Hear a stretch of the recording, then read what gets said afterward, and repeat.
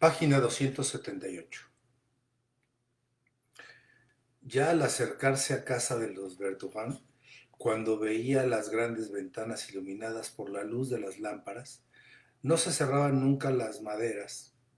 Se enternecía al pensar en aquel ser encantador que iba a ver en medio de esa luz dorada. A veces, las sombras de los invitados se destacaban negras, esbeltas, recortadas, al pasar por delante de las lámparas, como esos grabaditos intercalados en la tela transparente de una pantalla. Buscaba la silueta de Odette, y en cuanto llegaba, sin darse cuenta, se le encendía la mirada con tal alegría que el señor Verdugán decía al pintor: amigo, esto está que arde. Y en efecto, la presencia de Odette daba para Swann a la casa de los Verdugán una cosa que no podía hallar en ninguna de las demás a donde iba: una especie de aparato sensitivo, de sistema nervioso que se ramificaba por todas las habitaciones y lanzaba constantes excitaciones hacia su corazón.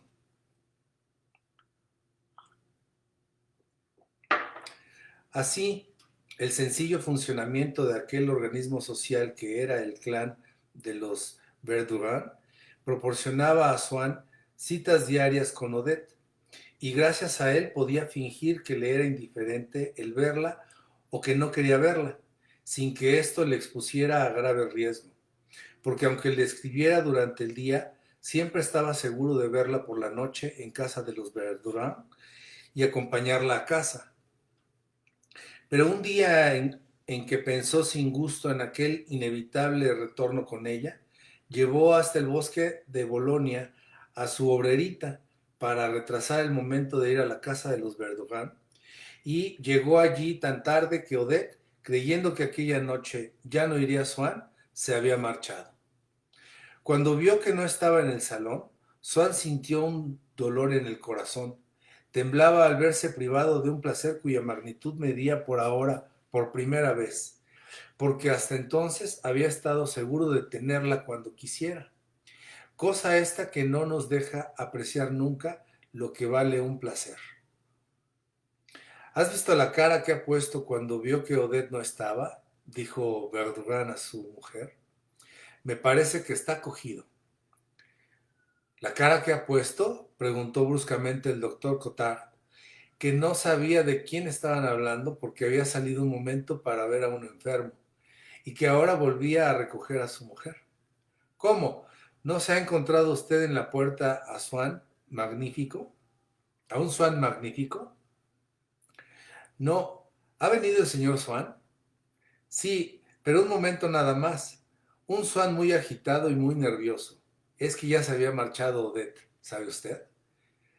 ¿Quiere usted decir que están a partir un piñón y que ella le ha enseñado lo que es la hora del pastor?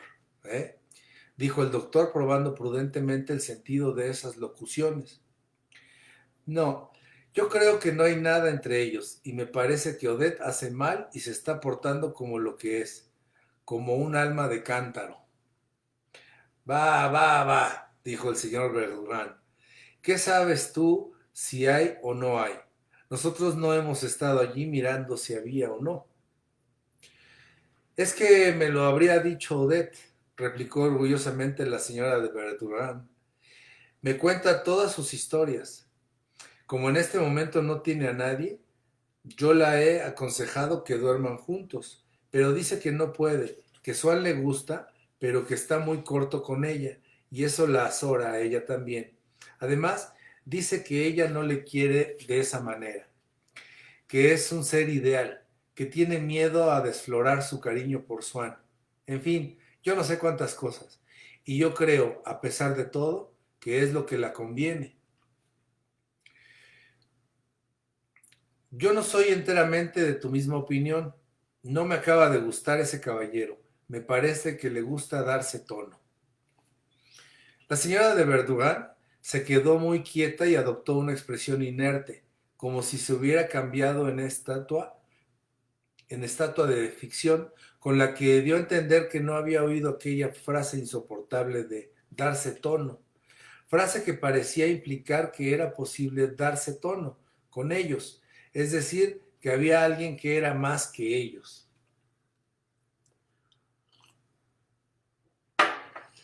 Pues si no hay nada, no creo que sea porque ese señor se imagine que ella es una virtud, dijo irónicamente el señor Verdurán. Después de todo, quién sabe, parece que la considera inteligente. No sé si oíste la otra noche todo lo que le estaba soltando a propósito de la sonata de Vinteuil. Yo quiero a Odette con todo el alma, pero vamos, para explicar las teorías de estética hay que estar un poco tonto. Bueno, que no se hable mal de Odette, dijo la señora echándoselas de niña. Es simpatiquísima. Pero si eso no tiene que ver para que sea simpatiquísima, no estamos hablando mal de ella. Decimos que no es ninguna virtud ni ningún talento y nada más. En el fondo, dijo al pintor, ¿qué le importa a uno que sea o no una virtud? Quizá así no sería tan simpática. En el descansillo de la escalera alcanzó a Swann el maestre Sala, que no estaba en casa cuando llegó Swann y al que Odette diera encargo, pero ya hacía lo menos una hora, de decir a Swann que ella iría probablemente a casa de Prevost a tomar chocolate antes de recogerse. Swann marchó enseguida a casa de Prevost, pero a cada paso su coche tenía que pararse para dejar paso a otros carruajes o a los transeúntes. Obstáculos odiosos que Swann no habría respetado, a no ser porque luego, si los atropellaba, el guardia le entretendría más tomando el número. Contaba el tiempo que tardaba añadiendo unos cuantos segundos a cada minuto para estar seguro de que no los hacía muy cortos, cosa que le habría podido inspirar la ilusión de que sus probabilidades para llegar a tiempo y encontrar a Odette eran mayores que las que realmente tenía. Y hubo un momento en que Swann, de pronto, lo mismo que un enfermo con fiebre que acaba de dormir y se da cuenta de las absurdas pesadillas que rumiaba sin separarlas claramente de su persona, vio en su interior los extraños pensamientos que le dominaban desde que le habían dicho en casa de los Verdurin que Odette ya se había marchado, y sintió lo nuevo de aquel dolor en el corazón que sufría ya hacía rato, pero que tan solo percibió ahora como si acabara de desesperarse. ¿Y qué? ¿No era toda aquella agitación porque no iba a ver a Odette hasta el otro día? Lo que él había deseado hace una hora, cuando se encaminaba ya tan tarde a casa de los Verdurin, y no tuvo más remedio que confesarse que en ese mismo coche que le llevaba a Prevost ya no iba la misma persona, ya no estaba solo, tenía al lado, pegado, amalgamado a él, a un ser nuevo que no podría quitarse de encima nunca y al que tendría que tratar con los mimos que a un amo o a un enfermo. Y sin embargo, desde aquel instante en que sintió que una nueva persona se había superpuesto a él, su vida le pareció más atractiva.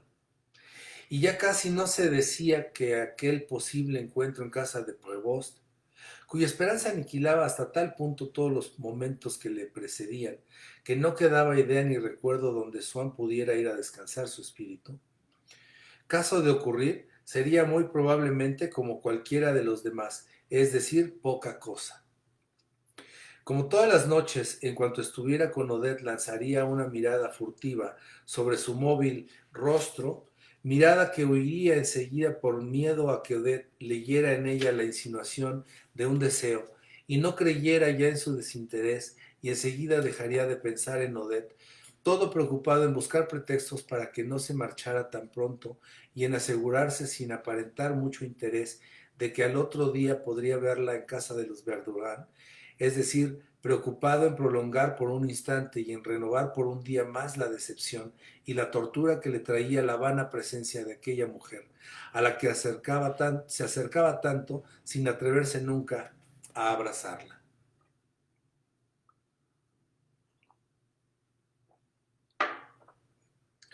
No estaba en casa de Prevost. Swann quiso buscar en los demás restaurantes de los bulevares, y para ganar tiempo, mientras él recorría unos cuantos, mandó a visitar otros a su cochero Remy, el dux loredano de Rizzo. No encontró Swann nada y fue a esperar a su cochero en el lugar que le había indicado. El coche no volvía y Swann se representaba el momento que iba a llegar, ya como aquel en que su cochero le diría: aquí está la señora. Y ya como otro en que oiría decir a Remy: no he encontrado a esa señora en ningún café. Y así veía delante de él el final de su noche, uno y doble a la vez, precedido ya por el encuentro de Odette, ya por la obligada renuncia a encontrarla, y la conformidad con volverse a casa sin haberla visto. Volvió el cochero, pero en el momento de parar delante de Swann, este no le preguntó: ¿has encontrado a esa señora? Sino que le dijo: no se te olvide recordarme mañana que tengo que encargar leña, porque me parece que ya queda poca. ¿Acaso se decía que si Remy había encontrado a Odette en algún café donde estaba esperándole, el fin de la noche nefasta quedaba ya borrado, porque empezaba la realización del fin de la noche feliz, y que por consiguiente no tenía prisa por llegar a una felicidad capturada ya y a buen recaudo, que no se había de escapar, pero también lo hizo por fuerza de inercia? Su alma tenía esa falta de agilidad que se da en muchos cuerpos de esas gentes que para evitar un golpe, para quitarse una llama de encima o para hacer un movimiento urgente, necesitan tomarse tiempo y quedarse un segundo en la posición en que estaban antes del acontecimiento, como para encontrar un punto de apoyo y poder tomar impulso. E indudablemente si el cochero le hubiera interrumpido diciéndole que la señora estaba allí, él habría contestado: ah, sí, el encargo ese que te había dado. Pues me extraña. Para seguir luego hablando de la leña, porque de ese modo ocultaba la emoción que sentía y se daba a sí mismo tiempo para romper con la inquietud y sonreír a la felicidad.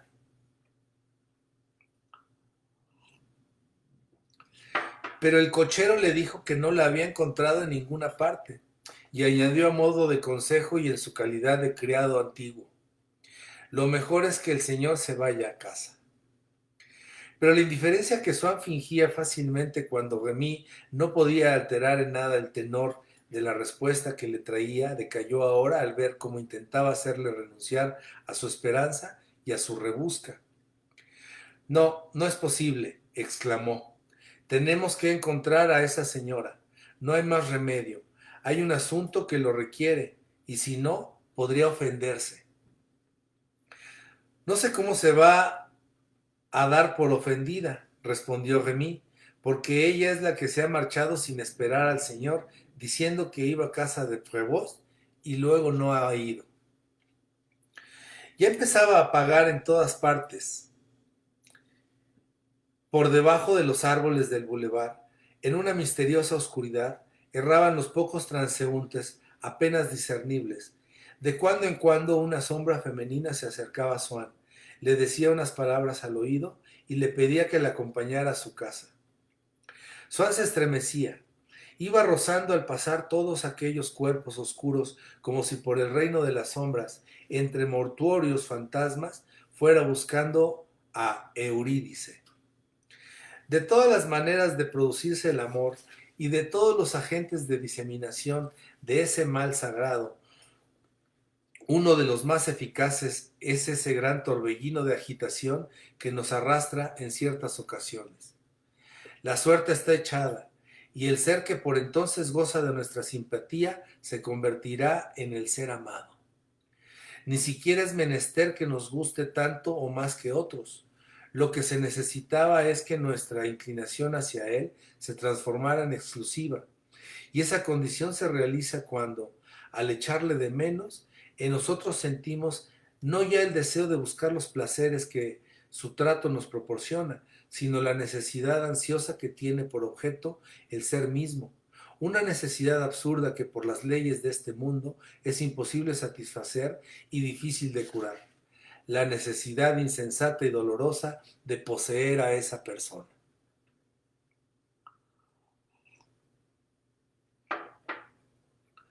Swann llegó hasta los últimos restaurantes.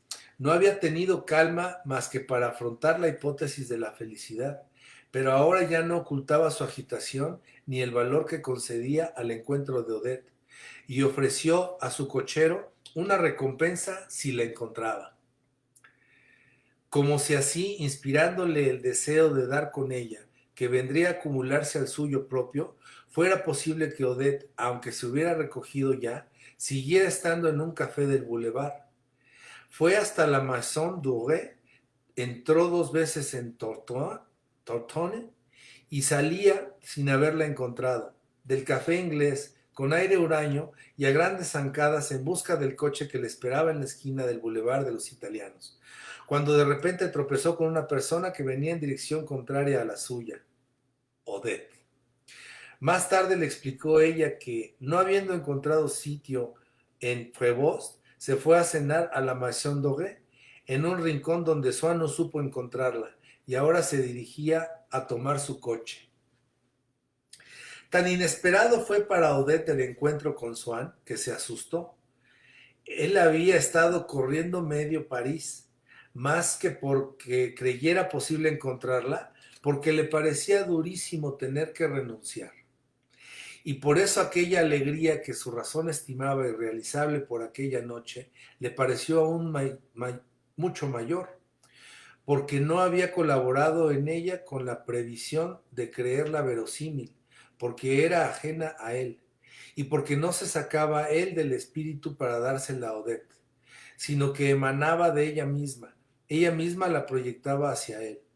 Aquella verdad tan radiante que disipaba como un sueño el temido aislamiento y en la que se apoyaba y descansaba, sin pensar, su sueño de felicidad. Lo mismo un viajero que llega un día de buen tiempo a orillas del Mediterráneo, se olvida de que existen los países que acaba de atravesar, y más que mirar al mar, deja que le cieguen la vista los rayos que hacia él lanza el azul luminoso y resistente de las aguas.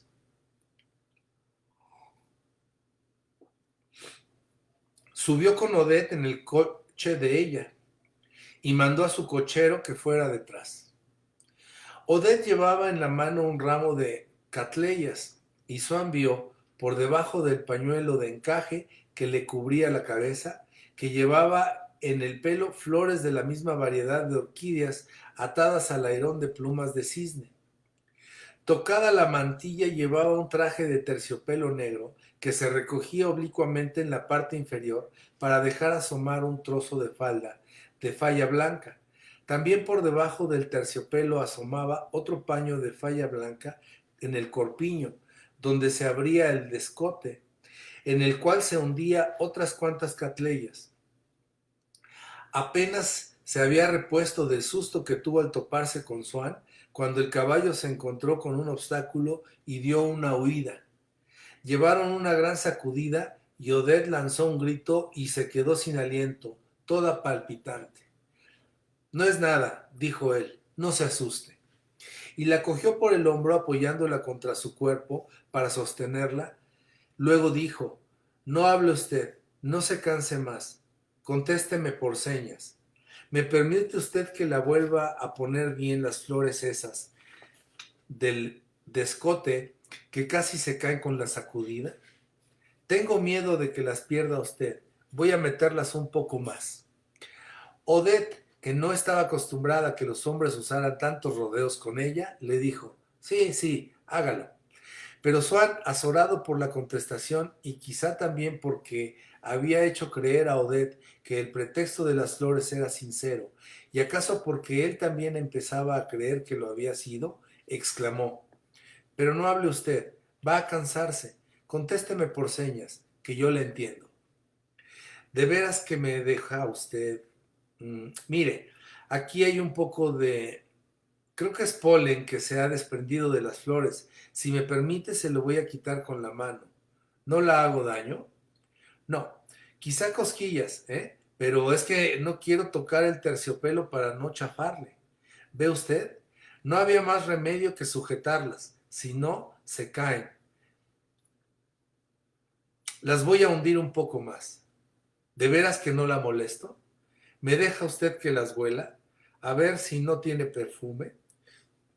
Nunca he salido, nunca he olido esas flores. ¿Me deja? Dígamelo de veras. Ella, sonriente, se encogió de hombros como diciendo, ¿qué tonto es usted? Pues, ¿no ve que me gusta?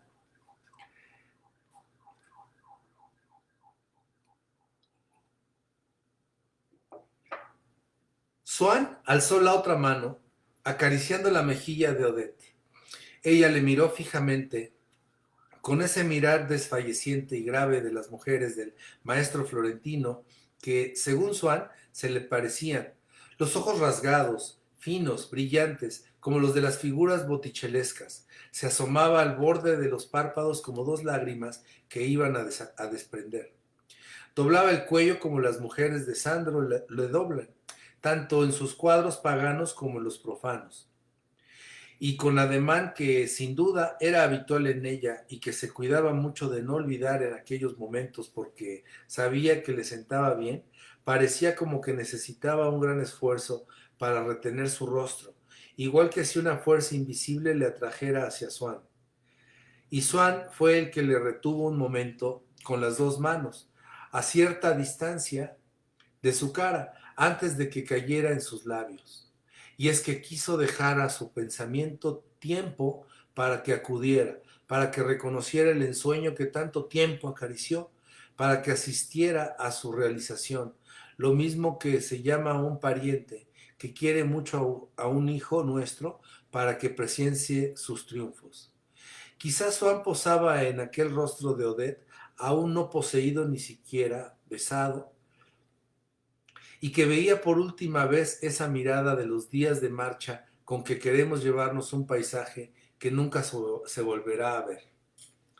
Pero era tan tímido con ella que, aunque aquella noche se le entregó, había, como la cosa había empezado por arreglar las catleyas, ya fuera por temor a ofenderla, ya por miedo a que pareciera que mintió la primera vez, ya porque le faltara audacia para pedir algo más que poner bien las flores, cosa que podía repetir porque no ofendió a Odette aquella primera noche. Ello es que los demás días siguió usando el mismo pretexto. Si llevaba catleyas prendidas en el pecho, decía: qué lástima, esta noche las catleyas están bien, no hay que tocarlas, no están caídas como la otra noche. Aquí veo una que no está muy bien, sin embargo. ¿Me deja usted que vea a ver si huelen más que las del otro día? Y si no llevaba, esta noche no hay catleyas, no puedo dedicarme a mis mañas. De modo que durante algún tiempo no se alteró aquel orden de la primera noche, cuando comenzó con roces de dedos y labios en el pecho de Odette, y así empezaban siempre a acariciarse, y más tarde, cuando aquella convención o simulacro ritual de convención de las catleyas cayó un desuso. Sin embargo, la metáfora hacer catleya, convertida en sencilla frase que empleaban inconscientemente para significar la posesión física, en la cual posesión, por cierto, no se posee nada, sobrevivió en su lenguaje como en conmemoración de aquella costumbre perdida. ¿Y acaso esa manera especial de decir una cosa no significaba lo mismo que sus sinónimos? Por muy cansado que se esté de las mujeres, aunque se considere la posesión de distintas mujeres con la misma cosa, como la misma cosa, ya sabida de antemano, cuando se trata de conquistas difíciles o que nosotros consideramos como tales, se convierte en un placer nuevo, y entonces nos creemos obligados a figurarnos que esa posesión nació de un episodio imprevisto de nuestras relaciones con ella, como fue el episodio de las catleyas para Swann. Aquella noche esperaba temblando, y se decía que si lograba engañar a Odette, ella nunca lo adivinaría, que de entre los largos pétalos color malva de las flores saldría la posesión de aquella mujer, y el placer que sentía y que, según pensaba él, toleraba a Odette porque no sabía de lo que se trataba, le pareció cabalmente por eso algo como el que debió sentir el primer hombre al saborearle entre las flores del paraíso terrenal. Un placer que antes no existía, un placer que él iba creando, un placer, como siempre trascendía del nombre especial que le dio, totalmente particular y nuevo.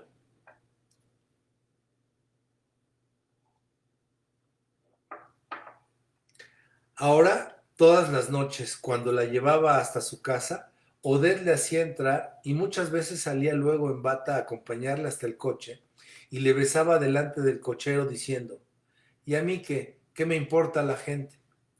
Las noches que Swann no iba a casa de los Verdurin, cosa más frecuente desde que tenía más facilidad para verla, Odette le rogaba que pasara por su casa antes de recogerse, fuera la hora que fuera. Por entonces era primavera, una primavera helada y pura. Al salir de alguna reunión mundana, Swann montaba en su victoria, se echaba una manta por las piernas, contestaba a los amigos que le invitaban a marchar juntos, que no iba por el mismo camino, y el cochero, que ya sabía dónde tenía que ir, arrancaba a gran trote. Los amigos se extrañaban, y en efecto, Swann no era el mismo. Ahora no se recibían cartas suyas pidiendo que le presentaran a una mujer. No se fijaba en ninguna y ya no iba por los sitios donde suelen verse mujeres. En un restaurante del campo, su actitud era ahora precisamente la contraria de aquella que antes le daba a conocer y que todos creían que le duraría siempre. Y es que una pasión acciona sobre nosotros como un carácter momentáneo y diferente que reemplaza al nuestro verdadero y suprime aquellas señales externas con que se exteriorizaba. En cambio, era ahora cosa invariable que Swann, en cualquier parte que estuviera, no dejaba de ir a ver a Odette.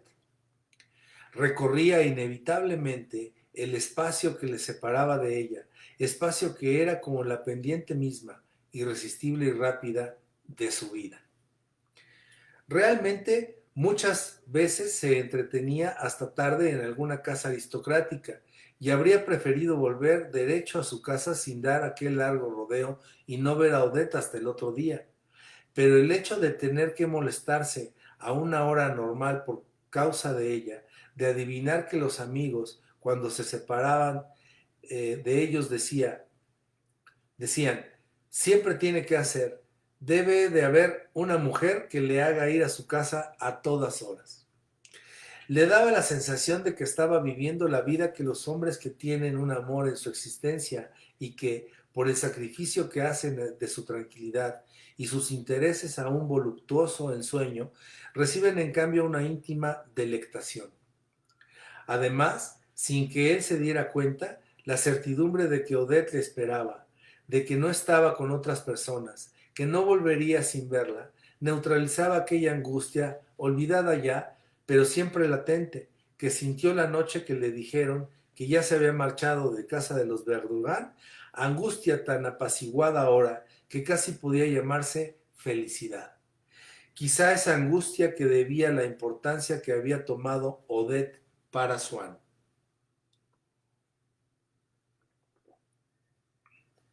La mayoría de las personas que conocemos no nos inspiran más que indiferencia, de modo que cuando en un ser depositamos grandes posibilidades de pena o de alegría para nuestro corazón, se nos figura que pertenece a otro mundo y se envuelve en poesía.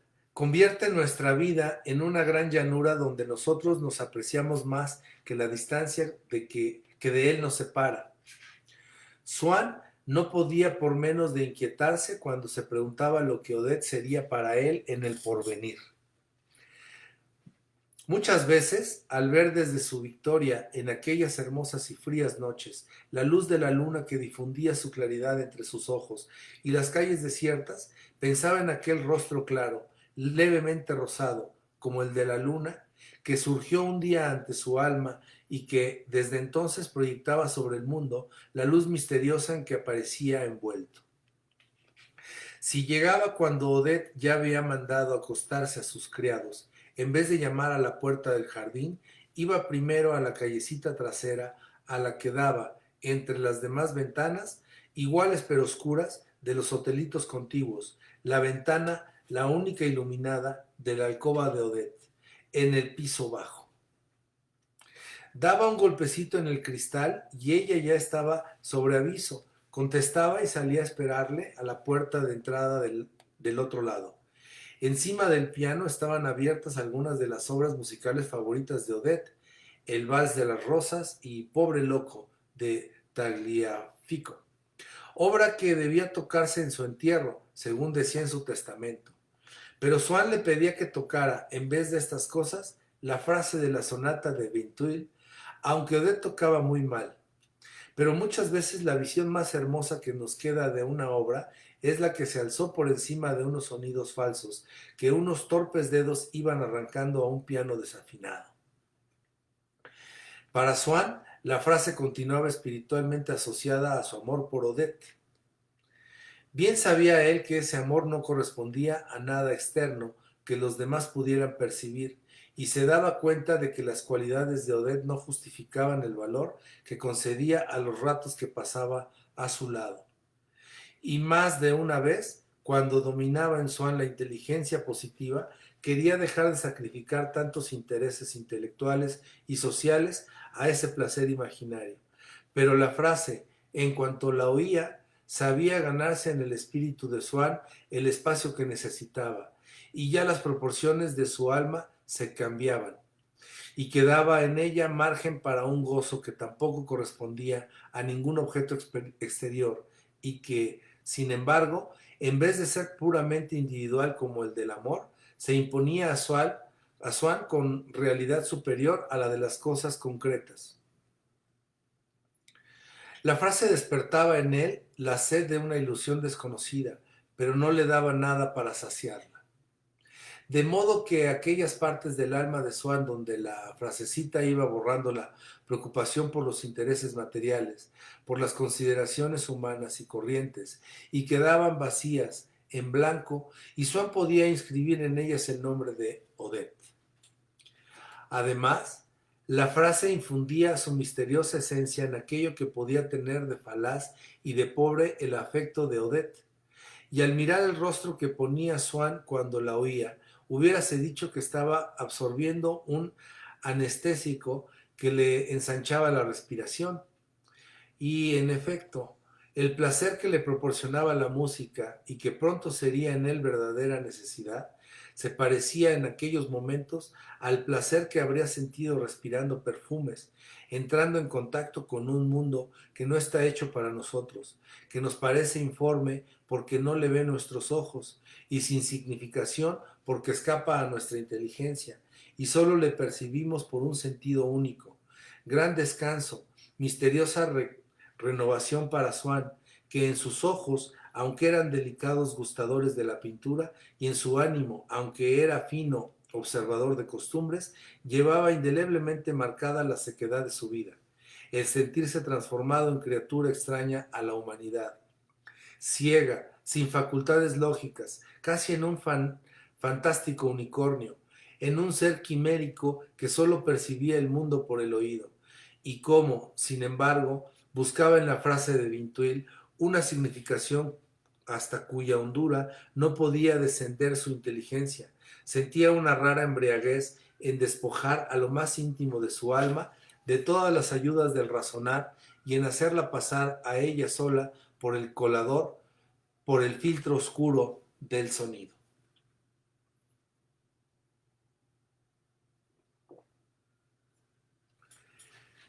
Empezaba a darse cuenta de todo el dolor, quizá de toda la secreta inquietud que había en el fondo de la dulzura de la frase, pero no sufría. ¿Qué importaba que la frase fuera a decirle que el amor es frágil si el suyo era muy fuerte? Y jugaba con la tristeza que difundían los sonidos, sentía que le rozaba, pero como una caricia que aún profundizaba y endulzaba más la sensación que tenía Swann de su felicidad. Pedía a Odette que la tocara 10, 20 veces, exigiendo al mismo tiempo que no dejara de besarle. Cada beso llama a otro beso. ¿Con qué naturalidad nacen los besos en esos tiempos primeros del amor? Acuden apretándose unos contra otros, y tan difícil sería contar los besos que se dan en una hora como las flores de un campo en el mes de mayo. Entonces ella hacía como que se iba a parar diciendo, ¿cómo quieres que toque si me tienes cogida? No puedo hacer las dos cosas a un tiempo. Dime lo que hago, o tocar o acariciarte. Y él se enfadaba, y Odette entonces rompía en una risa que acababa por cambiarse en lluvia de besos y caía sobre Swann. o le miraba con semblante huraño, y Swann veía entonces una cara digna de figurar en la vida de Moisés de Botticelli, y colocaba el rostro de Odette en la pintura aquella, daba al cuello de Odette la inclinación requerida, y cuando ya la tenía pintada perfectamente al temple, en el siglo XV, en la pared de la Sixtina, la idea de que, no obstante, seguía estando allí junto al piano, en el momento actual, y que la podía besar y poseer, la idea de su materialidad y de su vida la embriagaba con tal fuerza que con la mirada extraviada y las mandíbulas extendidas se lanzaba hacia aquella Virgen de Botticelli y empezaba a pellizcarle los carrillos. Luego, cuando ya se marchaba, no sin volver desde la puerta para darle otro beso, porque se le había olvidado llevarse en el recuerdo alguna particularidad de su perfume o de su fisonomía, volvía en su victoria, bendiciendo a Odette porque consentía en aquellas visitas diarias que, sin duda, no debían de ser gran alegría para ella, pero que, resguardándole a él del tormento de los celos, y quitándole la ocasión de padecer otra vez aquel mal que en él se declaró la noche que no estaba Odette en casa de los Verdurán, le ayudaba a gozar hasta lo último, sin más ataques, como aquel primero tan doloroso, y que acaso fuera único, de aquellas horas únicas de su vida, horas casi de encanto, como aquella en que iba atravesando París a la luz de la luna. Y como notara durante su trayecto de vuelta que ahora el astro ya no ocupaba con respecto a él el mismo lugar que antes y estaba casi caído en el límite del horizonte, sintió que su amor obedecía también a las leyes naturales e inmutables y se preguntó si el periodo en que acababa de entrar duraría aún mucho y si su alma no vería pronto aquel rostro amado, ya caído y a lo lejos, a punto de no ser ya fuente de ilusión. Porque Swann, desde que estaba enamorado, encontraba una ilusión en las cosas, como en la época de su adolescencia, donde se creía artista, pero ya no era la misma ilusión, porque esta era Odette, quien únicamente se la daba. Sentía remozarse las inspiraciones de su juventud, disipadas por su frívolo vivir, pero ahora llevaban todas el reflejo y la marca de un ser determinado, en las largas horas que se complacía con delicado deleite en pasar en casa, a solas con su alma convaleciente. Iba volviendo a ser el mismo Swann de la juventud, pero ya no de Swann, sino de Odette.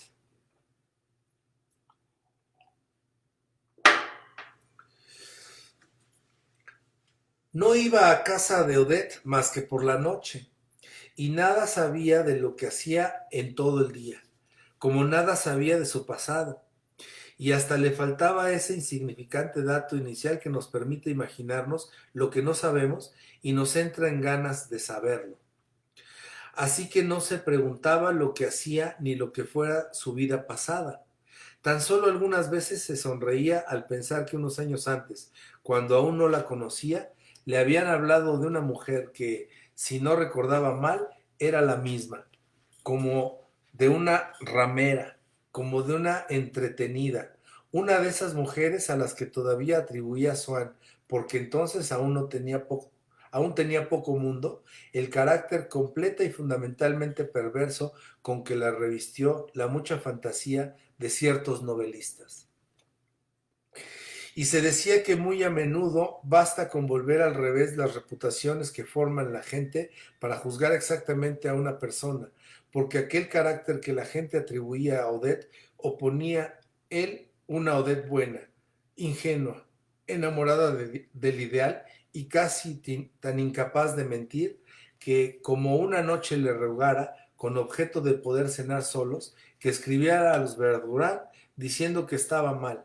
Al otro día la vio ruborizarse y balbucear cuando la señora de Verdurán le preguntó si estaba mejor y reflejar, a pesar suyo, en la cara la pena y el suplicio que le costaba mentir. Y mientras que en su respuesta iba multiplicando los detalles imaginarios de su falsa enfermedad del día antes, por el desolado de la voz y lo suplicante de la mirada, parecía que pedía perdón de su embuste.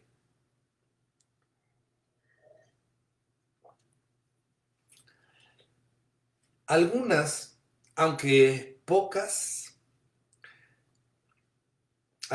aunque pocas tardes, Odette iba a casa de Swann a interrumpirle en sus ensueños o en aquel estudio sobre Vermeer en el que trabajaba ahora de nuevo.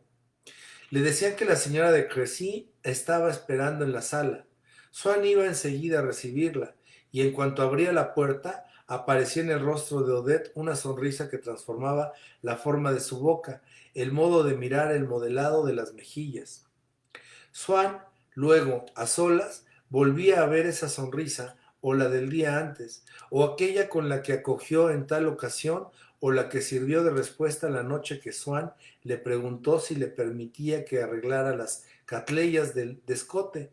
Y así como no conocía otra cosa de la vida de Odette, su existencia se le aparecía en innumerables sonrisas sobre un fondo neutro y sin color, igual que una de esas hojas de estudio de Watteau, sembradas de bocas que sonríen, dibujadas con lápices de tres colores en papel agamuzado. Pero muchas veces, en un rincón de esa vida que Swann veía tan vacía, aunque su razón le indicaba que en realidad no era así, porque no podía imaginársela de otro modo, algún amigo que sospechaba sus relaciones y que por eso no se arriesgaba a decirle de Odette más que una cosa insignificante, le contaba que vio a Odette aquella mañana subiendo al pie de la calle a Batucci con una manteleta guarnecida de pieles de skunks, un sombrero a los Rembrandt y un ramo de violetas prendido en el pecho. Aquella sencilla descripción trastornaba a Swann porque le revelaba de pronto que la vida de Odette no era enteramente suya. Ansiaba saber a quién quería agradar Odette con aquella toilette que él no conocía, y se prometió preguntarle a dónde iba cuando la vio aquel amigo, como si en toda la vida incolora, casi inexistente, porque para él era invisible, de su querida, no hubiera más que dos cosas: las sonrisas que a él le dedicaba y aquella visión de Odette con su sombrero a los Rembrandt y su ramo de violetas en el pecho.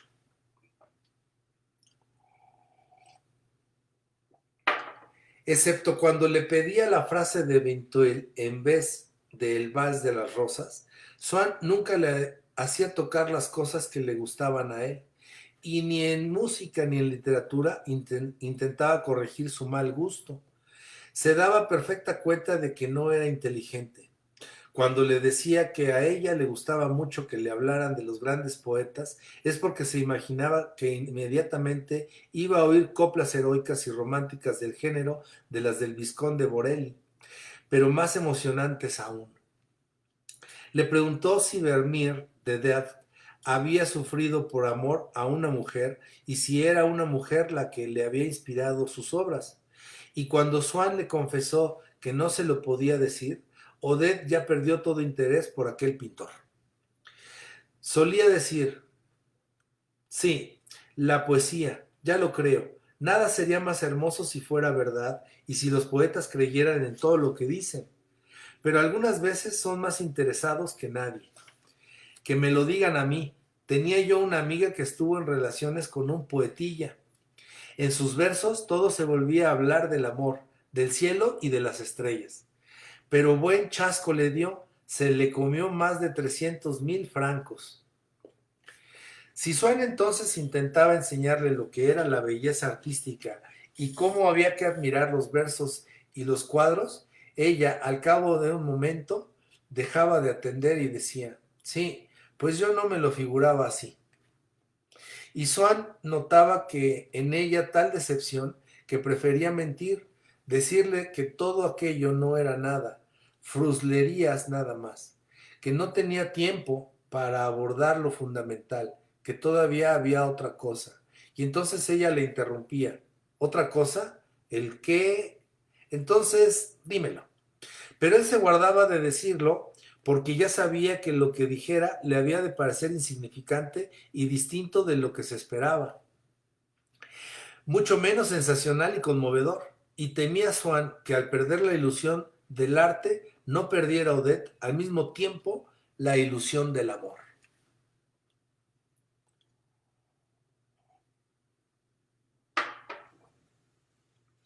En efecto, Swan le parecía intelectualmente inferior a lo que ella se había imaginado.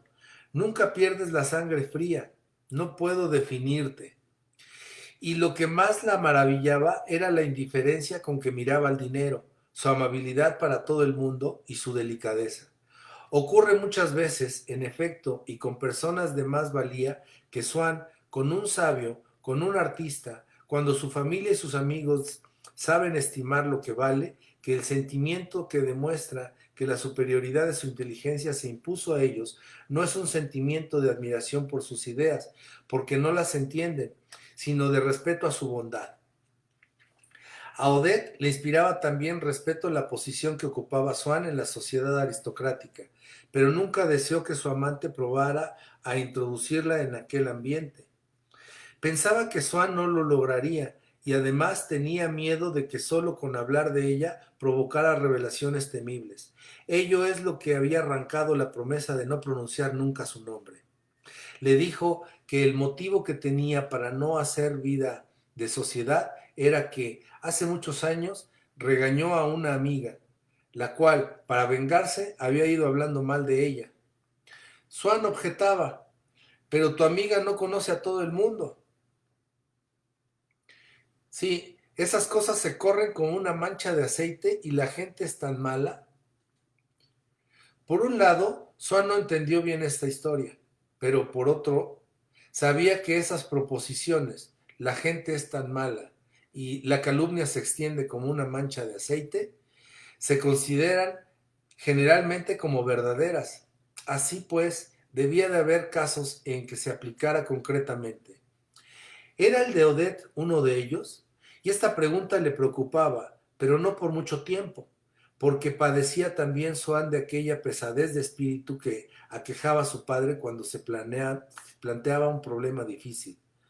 Además, aquella sociedad que daba tanto miedo a Odette no le inspiraba grandes deseos, porque estaba demasiado lejos de la que ella conocía para que se la pudiera representar bien. Sin embargo, a pesar de que en algunas cosas conservaba hábitos de verdadera sencillez, seguía su amistad con una modista retirada del oficio y subía casi a diario la escalera pina, oscura y fétida, de la casa donde vivía su amiga. Se moría por lo chic, aunque su concepto de lo chic era muy distinto del de las gentes verdaderamente aristocráticas.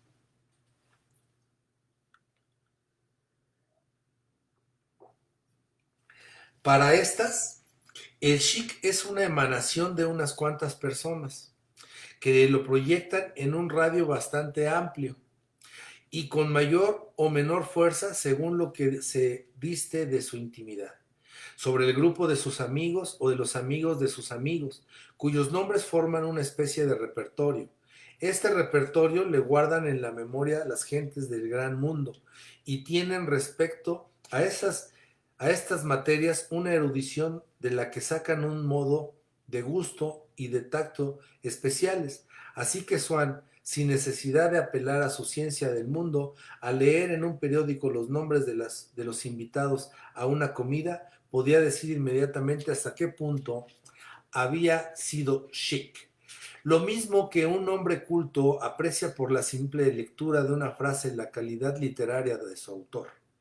Pero Odette era de esas personas, muy numerosas, aunque las gentes de la alta sociedad no lo crean, y que se dan en todas las clases sociales, que, como no poseen esas nociones, se imaginan lo chic de modo enteramente distinto, revestido de diversos aspectos, según el medio a que pertenezcan, pero teniendo por carácter determinante, ya fuera el chic con que soñaba Odette, ya fuera el chic ante el cual se inclinaba respetuosamente la señora de Cottard, el de ser directamente accesibles a cualquiera. El otro, el de las gentes de la alta sociedad, también lo era, pero a fuerza de tiempo, Odette decía hablando de una persona, no va más que a los sitios chic. Y cuando Swann le preguntaba qué es lo que quería decir con eso, ella respondía con cierto desdén, pues caramba, los sitios chic. Si a tus años voy a tener que enseñarte lo que son los sitios chic, qué sé yo. Por ejemplo, los domingos por la mañana, la Avenida de la Emperatriz, el paseo de coches del lago a las 5, los jueves del teatro, los jueves el Teatro Edén, los viernes el hipódromo, los bailes. ¿Pero qué bailes? Pues los bailes que se dan en París, vamos, los bailes chic, quiero decir. Ahí tienes ese Herdinger, ese que está con un bolsista. Sí, debes de conocerle. Es uno de los hombres que más se ven en París. Un muchacho rubio, muy snob, que lleva siempre una flor en el ojal y una raya atrás y que gasta abrigos claros. Sí, está aliado con esa vieja pintada que lleva a todos los estrenos. Bueno, pues ese dio un baile la otra noche donde fue toda la gente chic de París. ¿Cuánto me hubiera gustado ir? Pero había que presentar la invitación a la puerta y no pude lograr ninguna. Bueno, en el fondo lo mismo da, porque la gente creo que se mataba de tanta que había. Y todo para poder decir que estaba en casa de Herbinger. Y a mí esas cosas, ¿sabes? No me dicen nada. Además, puedes asegurar que de cada 100 de las que digan que estaban, la mitad de ellas mienten. Pero me extraña que tú, tan pshut, no estuvieras.